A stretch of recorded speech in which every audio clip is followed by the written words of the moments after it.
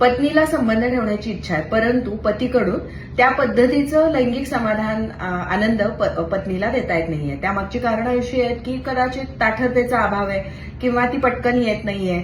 आली तरी सुद्धा जेव्हा इन्सर्शन करायची वेळ आहे त्यावेळेला ती पटकन लूज होतीये किंवा इन्सर्ट झाल्यानंतर सुद्धा काही क्षणातच ती लूज होतीये. अशा वेळेला पत्नीचं सॅटिस्फॅक्शन न झाल्यामुळे तिला फ्रस्ट्रेशन येत आहे किंवा तिची चिडचिड होतीये किंवा त्यातनं मग ती पुढे संबंधांना नकार देते. असं तुमच्याही बाबतीत घडत असेल.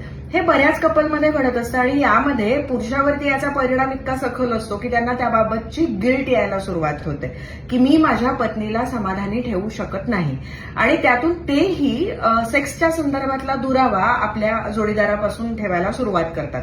यातनं काय होतं की त्या दोघांनाही एक असं जाणवायला सुरुवात होतं की बाकी सगळं बरं चाललंय पण आपल्यामध्ये संबंध नाहीये. त्यामध्ये महिनोन महिने गॅप पडायला सुरुवात होते. म्हणजे जेव्हा आमच्याकडे पेशंट्स येतात आणि आम्ही विचारतो तेव्हा 6 महिने संबंध आलेले नसतात, कधी कधी 7-8 महिन्यात एखाद्या वेळेला प्रयत्न झालेला असतो आणि त्यामागची कारणं सगळी ही असतात. यामध्ये एकमेकांशी बोललं जात नाही मोकळेपणाने. दुसरं असं आहे की या संदर्भात उपचार अवेलेबल आहेत तर ते घेतले पाहिजे.